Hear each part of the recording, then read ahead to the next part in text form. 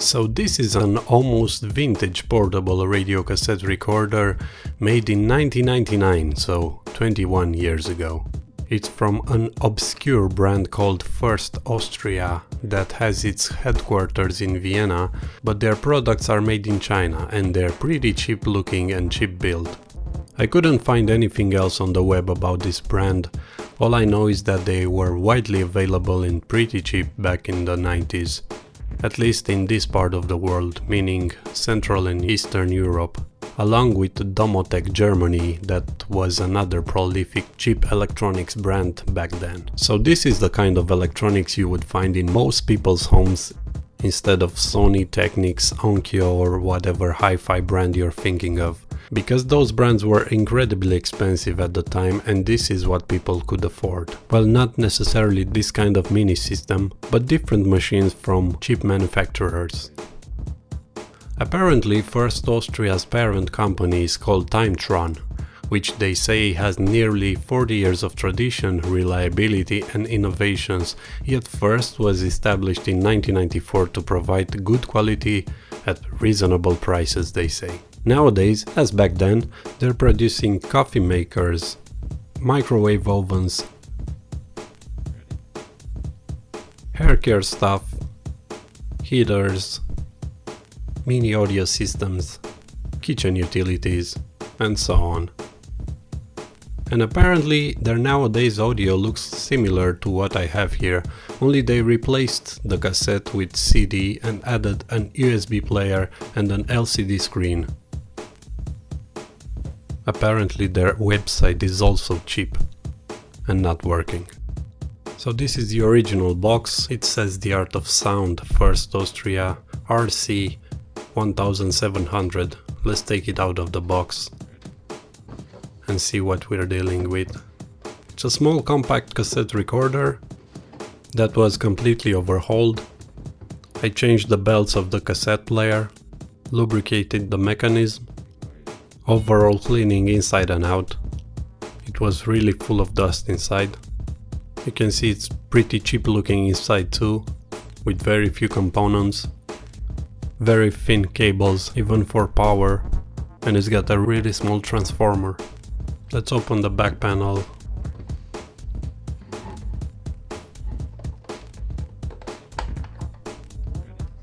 Where the batteries should be. Here we'll find the power cable, which is not detachable.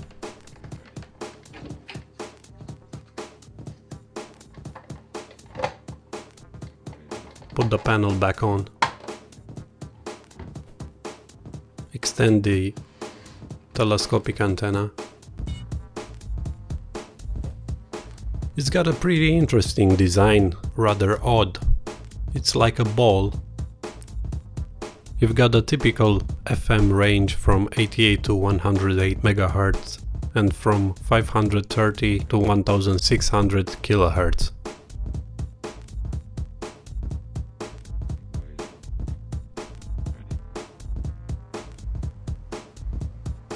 And here you've got the tape selector, AM and FM, and back to tape, the volume control and the tuning. You've got the cassette section on the superior side, soft eject,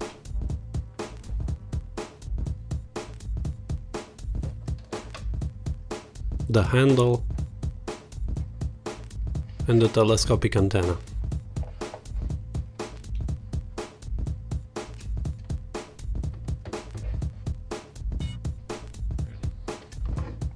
And there you have the headphone jack, which even if the machine is mono, it doesn't play on one channel only like the old 70s and 80s machines, but it's got a split mono on both channels, as are the speakers also.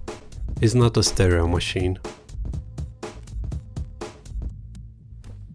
Right now let's test the radio, going on AM first. But apparently we've got a lot of interferences around here. The tuner is pretty good comparing to modern AM receivers.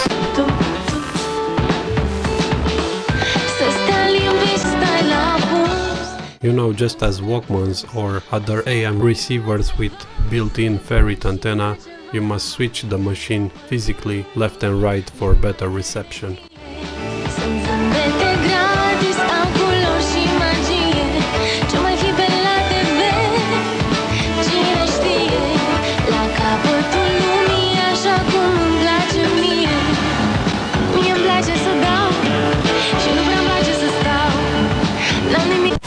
Switching to FM now.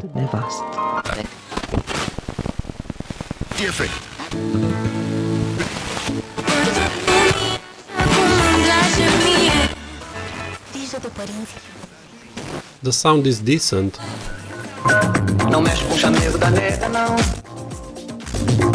but the scale is not accurate at all. The actual frequencies are completely different.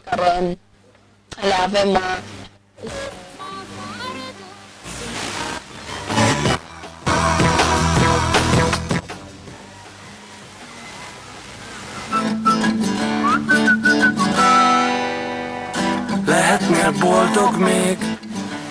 Orice produs de lux cumpărat îți poate.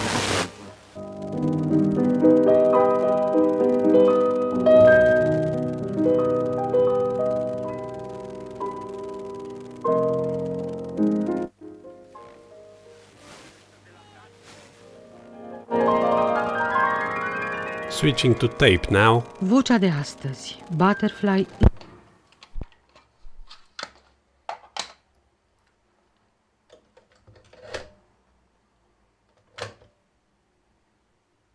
Let's fast forward a bit. Play. The sound is pretty decent. Not good, but not very bad either. It kinda lacks heights, at least on the headphone output. I noticed that the overall frequency range stops at about 10,000 Hz or so.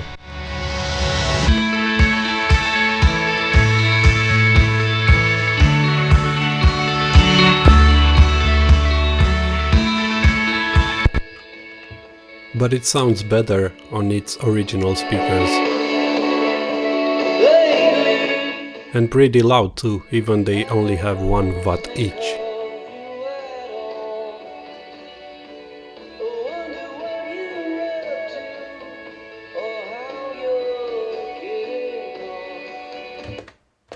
Fast forward a little bit more.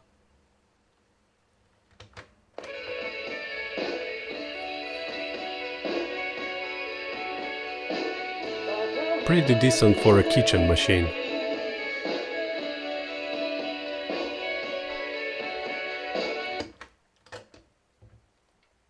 Let's turn the tape over as it doesn't have auto reverse.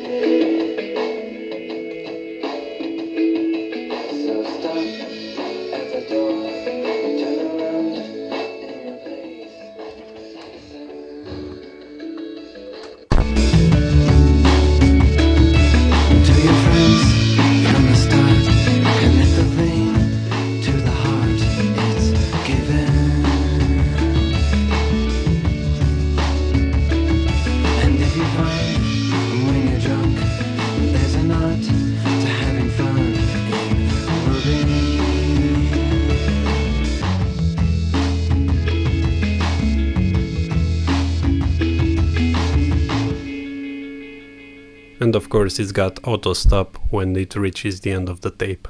But that only works for playing mode and not for fast forwarding or rewinding the tape. Take the tape out. And now let's make a recording test. Put on a blank tape. Let's tune in for a decent radio. There it is.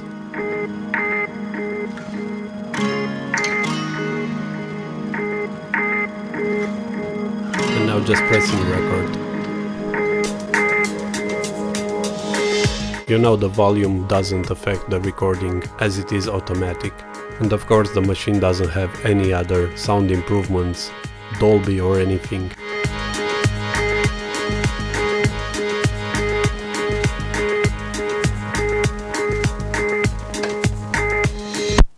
Let's rewind back.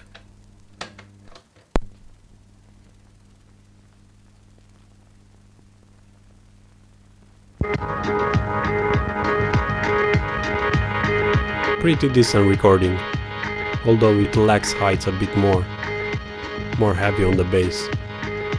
But not bad, I'd say.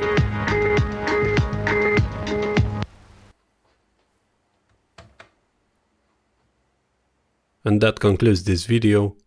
Thanks a lot for watching.